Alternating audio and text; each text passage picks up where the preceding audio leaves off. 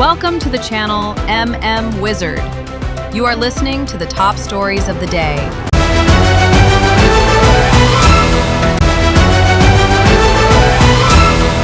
State asidasu mikok tibki thabak paikhanamgi damakta taurang taubaga loinana Manipur government lisingani kuntaruki January amadagi lisingani kuntaruki March kuntrama thoi phauba state asigi administrative boundary gi saruksing frozen tawkre Manipur lengaki additional secretary home ahantem subasna kuyek piduna hokiba December kuntrama thoi tokiba notification amagi matunginna district kuringmak tehsils amadi village singi ngangkai singi saruksing frozen taubaga loinana census ki thabak sing paikhatkani Clause 4, Rule 8 of the Census Rules 1990 the Piriba Sakti ki manung chana. Government of Manipur na administrative ki boundary frozen ki thabak asi paikat pani haigi. IST wire tatuna tarakpa miyoy ama laikhidre.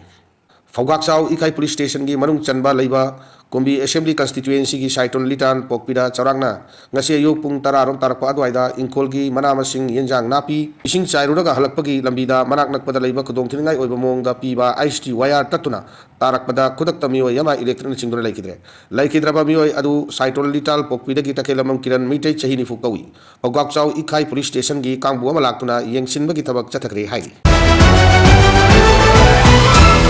Yumlakta nongmai kaptuna angang ama sokhan kiba yaning daba fongdokana miyamna wakan mifam pangthokre tha asigi amagi nungtil pung mari rom taba dwaida maikai kangdana kaptor ko nongmai maruna sahi amata ngairiba pamungdi hiptuna leiriba angang ama sokhan kiba gi tawdok kamari leinana di brilliant club na sinduna samusang khulem lekaida leiba club asigi compound da wakan mifam pangkre wakan mifam aduda yumlakta nongmai kapa yaning de mara leiba mi atubada puto haibana chingba play card kaya sinaki Wakan mi famado da saruk yakiba samusang kolem lekai maning ima event chaukat torang luk ki secretary S Bardan hai asigumba matong huktaba harau kumai ni hai duna yumlak tanong kapa asina laibak asida laiba miyoy singda mi paiba pokhan ba natana asok apan yorok pa asipendi maram asina mari laina basingna maral laiba miyoy sing athubar putok tuna matik saba charak piduna asigumba tawdok asi lamdam asida tawba yade haiba khanghan ba matau tai haina mahna fungdoki BDF singi demand atu bada pitok tuna duty da hanjil hannaba lengak taksili BDF singna matam gi lengak ta tantuna lakna demand sing maruwaina matam ga chana ba pay structure sembina ba service regularization tawbina ba madi section 35 police act 1861 implement tawna ba memorandum kaya thajinduna haijaduna lakpani aduba BDF singna taliba demand asi maram chai haina government na haibadi hainaga taliba demand sing asi thabak on ontokpa laitri haina Thawal district BDF welfare association thadrok cherula mana hairi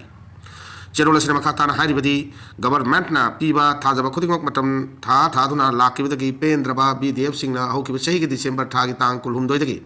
independent gun down amasung pen down strike tawduna lakibani hairaduna central committee na chadiba tha asigi 33 March Releyama Infal yauna chatnaba sem sariba asida Thawal district member khuding maksu yauna ba thawrang tawduna leiri leibaki law and order ngak sen bada achoba daita loriba BDF singbu state government na hantaba mi engama de yengliba asina BDF miyangi tamoida pen daba kaya pik thalle uniform set chaduna amadi kuttokulai paiduna eng nongthin khaiduna duty tawriba BDF singi demand athuba pitoktuna BDF singna mahusa ge duty da hanjil hanbina ba lengak ta taksili hairi Furup kuding mak nung sina himin nagadabani achoba furup na pikpa furup yosin bayaroi furup kuding mak maning tamna nung sina himin nagadabani haina Justice Committee ki chairman Jai Chandra Konthau jamna fangdokre Justice Committee ki chairman Jai Chandra Konthau jamna lusing batim amana yang thang kabui kulda pangthokpa gan ngai gi thorom da saruk ya khiba kalona al oibasingda blanket khudul tambagi thorong mari lenana magna wafam asi fangdokibani magna makha tana fangdokibada lai haktak gi labina laba kanglo furuki ichil inau singi seng laba kumai gan ngai na lakpada kabui ichil inau pumna ki mafamda yai pa paujal pijari pun laminari ba furup singi apun bagi pangal thudek na ba honariba thorang kuding mak yelhomi oiriba ekoina matam chana thengnaduna apun bagi shaktina aikoi gi yelhomi furup asi kangadabani kanana so aikoi bu kanbiba lakloi aikoina khaibung taraga Manipur haibal leibak asi kai khibada harauni yengadaba kaya adugi maning tamba apamba amata pidanaba punna honminarasi haina wafam asi mahangna anoba chahi galonana pangthok liba kumai asigi wahantok oiminarasi haina fongdoki